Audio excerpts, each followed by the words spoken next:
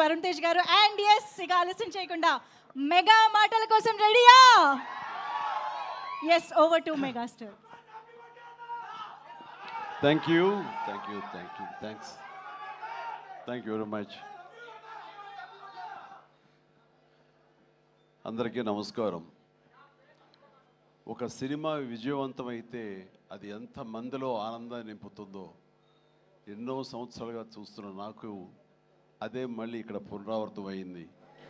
ఈ సంతోషంలో పాలు పంచుకోవడానికి నన్ను ఆహ్వానించి ఇక్కడ రమ్మన్నారు.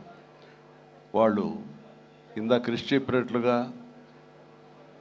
సినిమా చూసిన వెంటనే దీనికి ఎప్పుడు ఫంక్షన్ పెడతారు, దీని గురించి 4 ముక్కలు మాట్లాడాలని నాకు ఉత్సాహంగా ఉంది అనగానే వరుణ్ చాలా సంతోషపడిపోయి, డాడీ మీరు రావాలి ఇదంటే, ఖచ్చితంగా వస్తాను రా, ఇది ఇలాంటి సెలబ్రేట్ చేసుకోవాలి, ఈ ఆనందం 10 మందితో పంచుకోవాలి. ఇంత పెద్ద విజయాన్ని ఇచ్చేటువంటి ఆడియన్స్కి మనం తల వంచి వాళ్ళకి ధన్యవాదాలు తెలియచేయాలి. ఇది అందరి యొక్క బాధ్యత అంటూ ఆ ఉద్దేశంతో నేను ఇక్కడ రావడం జరిగింది. అండ్ చాలా సంతోషంగా ఉంది. అండ్ ఒక సినిమా హిట్ అయితే ఇక్కడ ఉన్నటువంటి అందరూ టెక్నీషియన్స్, పనిచేసిన వాళ్ళు, నటీనటులు, సాంకేతిక నిపుణులు, ప్రతి ఒక్కరు వాళ్ళ ఆనందం ఓవర్వెల్మింగ్ తోటి వాళ్ళు అయ్యి చూపించే రియాక్షన్స్ చూస్తుంటే ఓ ఇది కదా అని. కానీ ఒక సినిమా హిట్ అయ్యింది అంటే అది ఎంతమందిలో, అంటే దాన్ని కొన్నటువంటి వ్యాపారాత్మకంగా చూసి కొనేటటువంటి బయ్యర్లు కానివ్వండి, ఎగ్జిబిటర్స్ కానీ, వాళ్ళల్లో ఒక బ్యాంకులో అకౌంట్లో డబ్బులు నింపుతుంది. అట్లాగే ఇక్కడ పనిచేసే కార్మికులు కానివ్వండి, కళాకారులు కానివ్వండి, ప్రతి ఒక్కరిలోనూ వాళ్ళకి ఒక సంతృప్తి నింపుతుంది. కింద స్థాయి వాళ్ళకైతే కనుక వాళ్ళకి ఆ రోజున ఆ కుటుంబానికి కడుపు నింపుతుంది. ఇక ప్రొడ్యూసర్లు ఎవరైతే నిర్మించారో వాళ్ళకి ఎంత ఎనలేని సంతోషం నింపుతుంది వాళ్ళ గుండెల్లో. ఈ రోజున ప్రతి ఒక్కళ్ళ గుండెల నిండా ఆనందంతో ఈ కొరియన్ కనకరాజు సక్సెస్ని ఎంజాయ్ చేస్తూ ఈరోజు అందరూ వాళ్ళ అభిప్రాయాల సంతోషాలు మీ ముందు వెళ్ళబుచ్చుకున్నారు. ఈ సినిమా ఒక సక్సెస్ అయ్యి ఇంతమందిలో ఇన్ని రకాలుగా ఆనందం నింపుతుంది అంటే కనుక అది ప్రధానమైన కారణం దర్శకుడు, అలాగే కంటెంట్ అందించిన కథకుడు. వీళ్ళు చాలా చాలా ప్రధానం. వాళ్ళ బాధ్యత అంతా ఇంత కాదు. ఒక సినిమా హిట్ అయితే ఇన్ని వందల మందిలో ప్రత్యక్షంగా, కొన్ని వేల మంది పరోక్షంగా వాళ్ళ యొక్క ఆనందానికి కారణం అవుతారు. కాబట్టి వాళ్ళ యొక్క బాధ్యత అంతా ఇంత కాదు. ఈ రోజున మన మేర్లపాక గాంధీ గారు, ఆయన చిన్నవాడైనా సరే గతంలో సినిమాలు 1-2 సినిమాలు నిర్మించారు. ఎన్ని సినిమాలు చేశారు?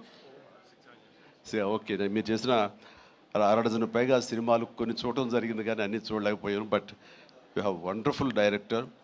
అండ్ ఇంత ప్లీజ్ సార్, ప్లీజ్ కూర్చోండి, మీరు కూర్చోండి, లేదు వస్తారండి, ప్లీజ్ కమ్ పైకి. సో వీళ్ళ యొక్క ఆలోచన విధానం, వీళ్ళ కంటెంటు, ఇది ఎంత మందికి ఈ రోజున ఉపాధి కల్పించింది, ఎంతమందికి ఆనందాన్ని ఇచ్చింది, ఎంతమందికి అకౌంట్లో బ్యాలెన్స్ వేసింది అనేది నేను చెబుతుంటే దాని బాధ్యత అంతా ఇంత కాదు. వీళ్ళు కేవలం స్టార్ట్ కెమెరా యాక్షన్ ఓకే అని ఒక సినిమా చేసింది, ఓకే నెక్స్ట్ పిక్చర్ ఏంటి అని వెళ్ళటం కాదు. ఇది చాలా బాధ్యతాయుతమైనటువంటి ఒక పోస్ట్ డైరెక్టర్ అనేది. సో ఆ రకంగా పూర్తి స్థాయిలో ఈ సినిమా విజయవంతం అవటం కోసంగా ఎన్ని అడ్డంకులు వచ్చినా సరే, ఎన్ని ఆర్థిక సమస్యలు వచ్చినా సరే, ఎన్ని రకాల వచ్చిన వాటిని అధిగమించి ఒక కాన్ఫిడెన్స్ తోటి, సినిమా మీద నమ్మకంతో సినిమా విజయం ముందుగానే ఊహించి ఈ స్థాయికి తీసుకురావడానికి కారణమైనటువంటి మేర్లపాక గాంధీ గారిని నేను మనస్ఫూర్తిగా అభినందిస్తున్నాను. ఇలాంటి ఈ ఉత్సాహాన్ని, ఈ యొక్క దీన్ని ఫ్యూల్ లాగా చేసుకుని గుండెల నిండా నింపుకొని మరింత ఉత్సాహంగా మీరు ముందుకు వెళ్ళాలని, మరెన్నో హిట్స్ ఇవ్వాలని, పరిశ్రమ ఆ రకంగా మీరు సేవలు అందివ్వాలి, మీరు అంత అభివృద్ధిలోకి వెళుతూ పై స్థాయికి వెళ్ళేందుకు మీరు అన్ని రకాల కృషి చేయాలి. దానికి మీ కమిట్మెంటు, మీ కష్టపడే తత్వం అండ్ ప్రొడ్యూసర్ పట్ల బాధ్యత, మీ మీద ఆధారపడే ఎంతోమంది పట్ల మీ యొక్క రెస్పాన్సిబిలిటీ, ఇవన్నీ కూడా మీరు మైండ్లో పెట్టుకుని మంచి కంటెంట్లతోటి సినిమాలు తీయాలని మనస్ఫూర్తిగా ఈ సందర్భంగా నేను చేస్తున్నాను. ఇక ఈ సినిమా సక్సెస్ చూస్తుంటే, ఈ సినిమాని చూస్తుంటే మాత్రం చాలాసార్లు డైరెక్టర్ ఒక వైవిధ్యమైనటువంటి కథ అనుకుని దాన్ని తెరకెక్కించడంలో ఒక చిన్న ఎక్స్పెరిమెంట్ చేసి అనుకోవచ్చు. అండ్ హారర్ కామెడీ అనేది చాలా వచ్చినాయి, గతంలో కూడా వచ్చినాయి. కానీ దీంట్లో ఒక ఫ్లేవర్, కొరియన్ ఫ్లేవర్ పెట్టడం అనేది వండర్ఫుల్ థాట్ అది. ఇప్పుడు ప్రతి వాళ్ళు కే పాప్ అని, కే డ్రామా అని, మన కొరియన్ సినిమాలని వాటిలో ఒక దీంట్లో మన ఓటీటీలో వాళ్ళందరూ చూస్తూ కొరియన్ పట్ల ఒక రకమైన మక్కువ పెంచుకున్నారు యూత్.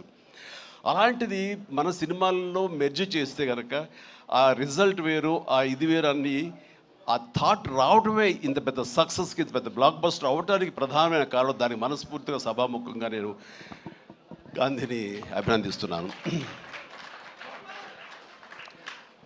అండ్ ఈ సినిమాలో ఇంత రసవత్తరంగా సాగింది, ఇంత కమర్షియల్గా ఇంతమందిని ఆకట్టుకోగలిగింది అంటే ప్రధానంగా వరుణ్ తేజ్ ఇక్కడ నేను ఏది మాట్లాడిన ఒక బిడ్డగా కాదు, ఒక వైవిధ్యం వెల్కమ్ చేసి కేవలం ఒక సేఫ్ జోన్ కాకుండా రిస్క్ అయితే అయ్యింది, నేను అందరిలాగా కాకుండా వెరైటీగా వెళ్తూ ఉండాలంటూ ఆ కోరిక మేరకు, ఆ యొక్క జిజ్ఞాస మేరకు క్రిస్ గారి ఆయన కంచె నుంచి చేసిన, అంతకుముందు ఆ సినిమా ఫస్ట్ సినిమా ముకుందా చేసిన ఒక్కొక్క సినిమా, అలాగే స్పేస్ నేపథ్యంలో అంతరిక్షం చేసిన, ఇలా ప్రతి సినిమా చూస్తుంటే ఒక్క సినిమాలో కనిపించడం మరో సినిమాలో కనిపించలేదు. ఇప్పుడు మనం అందరూ ఏవి చూసాము, డిఫరెంట్ గెటప్స్ తోటి వెళుతూ ఆ చేసిన ఆ కొన్ని సినిమాలు కూడా వైవిధ్యం చూపిస్తూ ముందుకు వెళ్తున్నాడు అని అంటే కనుక అతను ఒక ఆర్టిస్ట్గా నిలబడాలని తప్ప కమర్షియల్గా గబగబా సినిమాలు చేసేసి 4 డబ్బులు చేసేసుకోవాలి, నేను స్టార్గా ఎదిగిపోవాలి అనే ఆ తాపత్రయం కంటే కూడా ఒక నటుడుగా ఆచితూచి అడుగులు వేస్తూ, అలాగే కథ సెలక్షన్లో కూడా అతను అంత కరెక్ట్గా వెళుతున్నాడంటే కనుక అతని ఆలోచన విధానం బాగుంది, అతను ఎంచుకునే జోనర్స్ బాగున్నాయి. వాటి కోసం లేట్ అయినా పర్వాలేదు, అందులో కొన్ని విజయవంతం అవుతాయి, మరికొన్ని అపజయానికి అవ్వచ్చు. కానీ నీ వరకు నువ్వు మాత్రం నువ్వు తీసుకున్న ఆలోచన విధానంలో కానీ, నువ్వు ఎన్నుకున్న క్యారెక్టర్స్ కానీ, అందులో నువ్వు పోర్ట్రే చేసిన విధానం కానీ, నువ్వు అందులో చూపించిన నటన కానీ, నీ వరకు నువ్వు ఎప్పుడూ ఫెయిల్ అవ్వలేదు. ప్రతి సినిమాకు నువ్వు విజయం సాధిస్తూనే ఉన్నావు. ఆ సినిమా కొంచెం వెనకంజ వేసిందంటే ఆ తప్పు నీదవ్వదు. కాబట్టి వరుణ్ ఇదే ధైర్యంతో, ఇదే కాన్ఫిడెన్స్ తోటి ముందుకు వెళుతూ ఉండు. ఒక వెర్సటైల్ యాక్టర్గా నువ్వు ఇక్కడ ఈ స్థానం సుస్థిరం చేసుకుంటావు. All the very best. And ముఖ్యంగా ఇక్కడ ఈ సినిమా సక్సెస్ అవ్వడానికి మీ అందరూ కారణమైనా సరే, జస్ట్ చిన్న పర్సనల్గా మాట్లాడుకుంటాను. అండ్ మావాడు ఇది తన సక్సెస్ అనుకుంటున్నాడు, ఇది నీ ఖాతాలో వేసుకోవద్దు వరుణ్, ఇది మన బుడ్డోడు వాయువు తేజ్ ఖాతాలో వేయి. నీ లక్కీ చామ్ వాడు చూసావు, నువ్వు ఉందా కదా 7 సంవత్సరాలు బట్టి సరైన హిట్ ఇవ్వలేకపోయాను అనుకున్నావు సేవ, మీరు ఇప్పుడు ఎందుకు ఇచ్చారంటావు? అది తేడా. కాబట్టి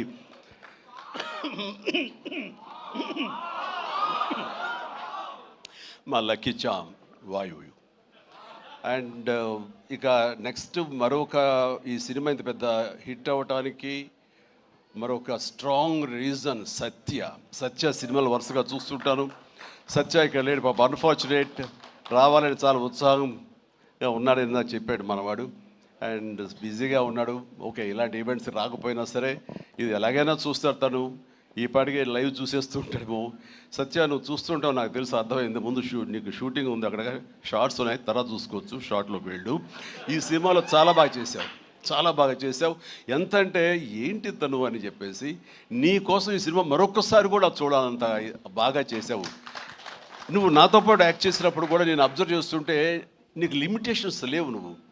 అండ్ ఆ క్యారెక్టర్ పరంగా నువ్వు ఆ హద్దులు లేకుండా నీ మనసుకు ఏది అనిపిస్తే నీకున్నటువంటి ఆ మిమిక్ టాలెంట్ తోటి దీన్ని అల్లుకుంటూ వెళ్ళిపోతుంటావు, కొత్తగా చేయడానికి ప్రయత్నం చేస్తుంటావు. అది నీ బలం.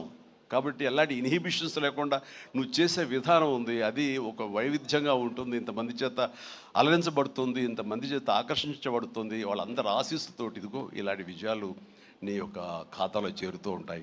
ఆ రకంగా నువ్వు చూపించినటువంటి ఈ కామెడీ నాకు మళ్ళీ చూడాలనిపిస్తుంది. అంత బాగా చేసావు. అఫ్కోర్స్ మనం చేసినప్పుడు కూడా నువ్వు నీ అభిమాని అండి అంటూ గతంలో మీరు ఎట్లాగా నా సినిమాల కోసం ఎన్ని చూస్తుంటావు అండ్ అవన్నీ చెప్తూ ఉంటావు, వింటూ ఉంటాను. కానీ నాకు నువ్వు ఆనందం ఇచ్చాకంటే నా శిష్యుడిగా కానీ నా అభిమానం కానీ నా అభిమాని ఇంత స్థాయిలో ఉన్నాడన్న ఆ గర్వం ఉంది సేవా, అది నేను కొన్నా సరే ఎలాగైనా నేను మాటలు వచ్చి చెప్పలేను, అంత ఆనందంగా ఉంది. ప్లీజ్ కీప్ రాకింగ్, మీరు ఇట్లా ముందుకు వెళ్తుండాలి, కానీ సినిమాలు మరెన్నో చేస్తుండాలి. అండ్ ఈ సినిమాకి ఇంజనీర్ మన గాంధీ అయితే ఐరన్ పిల్లర్స్ మన వరుణ్ తేజ్. ఈ ఐరన్ పిల్లర్ నిలబడి ఒక కన్స్ట్రక్షన్ ఉండాలి అంటే కనుక ఆ కాంక్రీట్ ఈ రోజున సత్యాన్ని నా విశ్వాసం, నాకు అలా అనిపిస్తుంది. So the wonderful combination. ఆయన డిజైన్ చేసాడు, పిల్లర్ లాగా నిలబడ్డాడు, ఐరన్ స్ట్రక్చర్ లాగా. ఆ ఐరన్ స్ట్రక్చర్కి అందంగా ఓ రూపం కల్పించి ఇదిగో ఈ కనకరాజు, కొరియన్ కనకరాజు అనేందుకు కాంక్రీట్ లాగా నిలబెట్టి స్ట్రాంగ్ వాల్ లాగా చేయగలిగాడు. దానికి సత్య ప్రధానమైన కారణం అయితే, దానికి మరి వాళ్ళకి రంగులు అందాలు కావాలి కాబట్టి ఆ అందాలు అది ఇచ్చింది Ritika. Ritika, you day fantastic job. And నీ గ్లామరు అది చూస్తుంటే వావ్ అనిపించింది నాకు. ఆ వావ్ ఇక్కడ వాడాలంటే మీరు ఇందాక నుంచి హింట్ ఇస్తారంట. తను నిజంగానే వావ్ చాలా బాగుంది. అది కొరియన్ దీంట్లోని హుషారు కానీ ఇవన్నీ ఎక్సలెంట్ అమ్మా. తర్వాత ఇక మన ఇతర ఆర్టిస్టులు పోలిస్తే కనుక నాకు మన ఉనికిదాకా ఉన్నారు, వెళ్ళిపోయారు ఆయన, మురళీధరన్ గౌడ్ గారు. ఓకే, ఆయన ఎక్సలెంట్, ఆయన కూడా మంచి ఆర్టిస్ట్. ఆయన సినిమాలు చూస్తుంటాం, ఎంత సహజంగా చేస్తుంటారో వారు కూడా ఇందులో కామెడీకి ఉపయోగపడ్డారు. అండ్ ఈ సినిమా విలేజ్ నుంచి ఇక్కడి నుంచి ఇండియా నుంచి ఫారిన్ వెళ్ళిన తర్వాత చూస్తుంటే ఒక కొరియన్ ఫిల్మ్ చూసినట్లే ఉంది, అంత బాగా ఉంది. దీనికి చాలా ఖర్చు ఉంటుంది కదా అనుకున్న తర్వాత నేను ఎంక్వైరీ చేస్తే చాలా బడ్జెట్, చాలా లిమిట్ తోటి, బడ్జెట్ కన్స్ట్రైన్ తోటి, వాటితోటి కూడా ఆయన అది చేయగలిగి ఆ ఫీలింగ్ ఇవ్వగలిగాడంటే నాకు చాలామంది ఈ ఒక్క విషయంలో మనం నేర్చుకోవాలి. అంటే ఖర్చు పెడితేనే అది కనపడుతుంది తెర మీద అనే భావంతో కాదు, నువ్వు ఇక్కడ అనుకోవాలి, నీ మైండ్లో అనుకోవాలి, ఈ విజువల్స్ మీద నీకు ఉండాలి, ఎడిటింగ్ సెన్స్ ఉండగలగాలి, డైరెక్టర్కి ఉండగలిగితే కనుక ఇలా రావాలి అంటే ఏమేం చేయాలని నువ్వు ఎక్సర్సైజ్ చేసుకుంటే కనుక అండ్ అవి ఇక్కడే సాధ్యపడుతుంది. ఈ రోజునటువంటి ఈ విఎఫ్ఎక్స్లో కానివ్వండి, మనకున్న టెక్నికల్ ఎక్సెస్తో కానివ్వండి, మనకి ఇచ్చిన ఆర్ట్ వాళ్ళ సపోర్ట్తో కానివ్వండి, చాలా చేయొచ్చు. కాస్ట్ ఎఫెక్టివ్ తోటి చాలా బాగా చేయొచ్చు. ఈ సినిమా అందరూ ఊహించట్టుగా అంత రిచ్ సినిమాగా ఉంది కదా, కొరియా వెళ్ళిపోయి చేస్తారంటే అది అంత అవ్వాల్సినంత ఖర్చు అవ్వకుండా లిమిట్లో చేయగలిగాడంటే తన ప్లానింగ్, తన భయం, భక్తి, ప్రొడ్యూసర్లు బతకాలి, మనతో పాటు ప్రొడ్యూసర్లు 4 డబ్బులు చేసుకోవాలి, అంతేగాని ప్రొడ్యూసర్ని నలిపేసేసి వాళ్ళు స్క్వీజ్ చేసేసి సినిమాలు చూపించి తద్వారా తన పేరు తను కనిపించాలనే ప్రయత్నం చేయకుండా ఆ రకంగా తను ఈ సినిమాని చేశాడు. ఇది ఒక బెస్ట్ ఎగ్జాంపుల్గా నేను అనుకుంటున్నాను as for as the director is concern, film making is concern. And days కూడా తక్కువ